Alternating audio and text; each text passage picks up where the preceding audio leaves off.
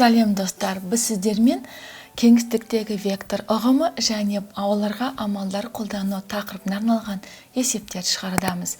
Бізге берілгені x, y, z компланар емес векторлар. Осы үш вектор арқылы a векторы x мен және 2-3 y векторының айырымы мен v векторы 3-3x минус 6y және екінші жағдайда a векторы 2x плюс y, ал v векторы x қосылған 6y. Осы екі вектор коллинияр бола ма, болмай ма, соны анықтауымыз керек. Еске түсірейік, коллинияр вектор дегеніміз қандай векторлар? Яғни коллинияр векторлар дегеніміз бір-біріне параллель векторлар. Ал таңба жағынан ажырататын болса, онда олар минуспен ажыратылады. А коллинияр болу үшін олар параллель болуы жеткілікті. А векторы мен В векторы параллель болса жеткілікті.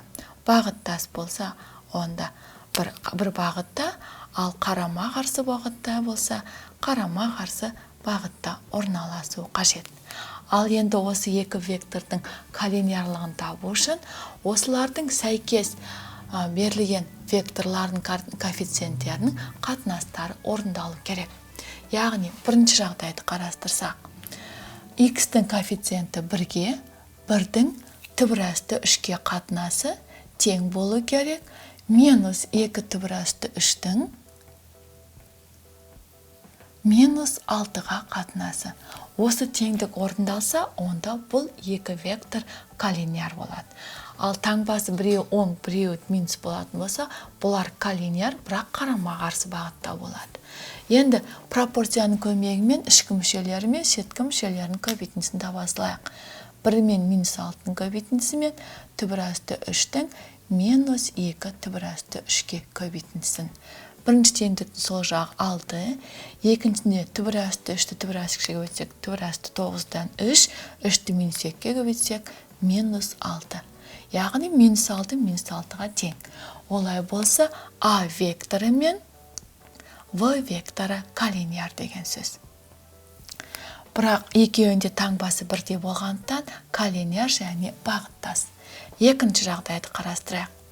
А векторы мен В векторын.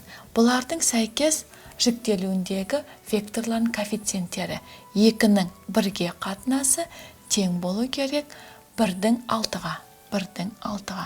Бұл жерде пропорцияның қасиеті бойынша 2 мен 6-ның көбейтіндісі 1 мен 1-дің көбейтіндісі теңдік орындалмайды. Олай болса, А векторы В векторына коллинияр емес деген сөз, яғни параллель емес екенін білдіреді. Балалар, біз сіздермен қарастырдық кеңістіктегі вектор ұғымы және оларға амалдар қолдануды. Келесі кездескенше сау болыңдар.